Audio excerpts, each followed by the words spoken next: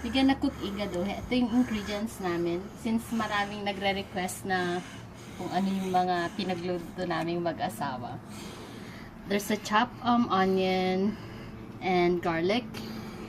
Ito yung pork loin kung meron or kahit anong pork, and then pa-slant siya. Ganyan, kalalaki. And the liver, ganito rin siya, pa-slant. And then some pepper, pa-slant rin siya mamaya.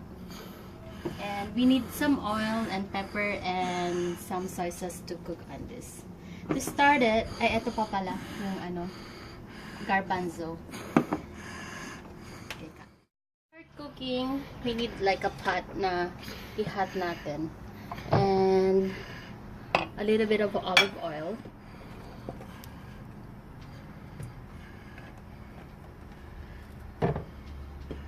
mainit na kasi yung pot, so pinainit ko na siya kanina. So we only need to put the onion, simmer lang siya natin konti. And sa mahilig sa mga bawang, kung gusto nyong damihan, it's good.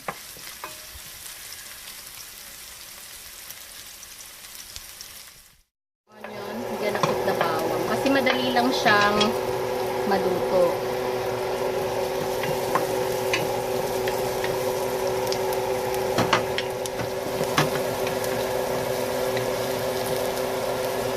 So, after nyan, ilagay natin yung pork na hiniwa natin ng ganitong slice, yung slant siya.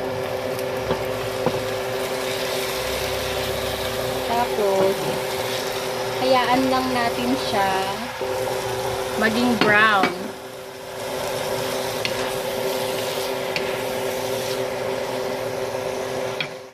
Ito na. After natin siyang masimmer, napa-brown na natin yung meat. Ganito siya. Lagay natin yung suka. Tapos hindi natin siya hahaluin para mag-soak yung suka niya. Then takpan natin ulit. Lulutuin natin siya hanggang kumulo.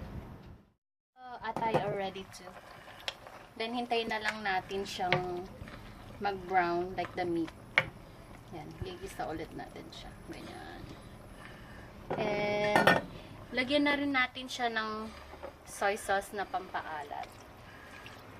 Tsaka ng pepper. Kasi gusto ko marami ako mag-pepper. Masarap kasi. Sorry, first vid namin to. Marami lang nagtatanong kung paano magluto. So, every time na nagpo-post kami ng husband kung mahilig kaming kumain. Yan. Then, takpan lang natin siya. Then, pakuluin ulit. Okay, we're back. So, nasimmer na natin yung pork natin. So, may bango na siya. I kind of put Baileys right now. Kasi, siya, masyadong mabango for me. Tapos, sunod nyo na rin yung garbanzo.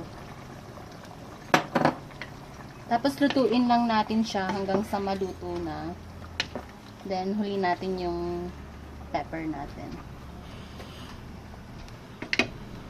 Or you can actually put like, kasi ako naglalagay ako ng konting ginisa mix. Pampalasa. So, ganyan. Tapos, pakuluan natin ulit siya hanggang sa maluto.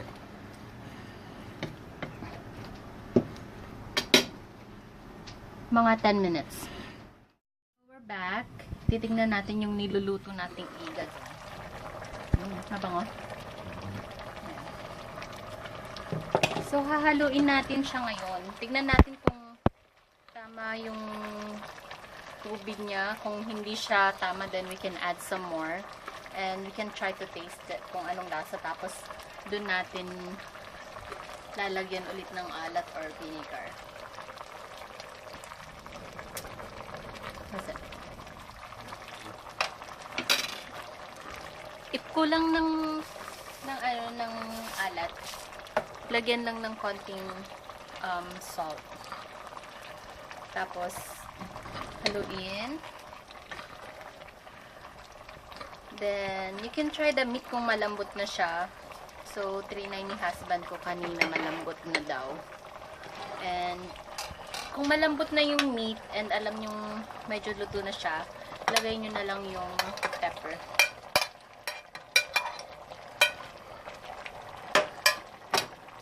Yan. Then, haluin. So, luluto natin siya mga 5 minutes.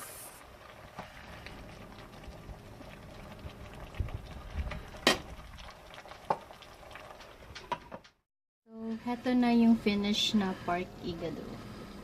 I'm ready for dinner. There. Thank you.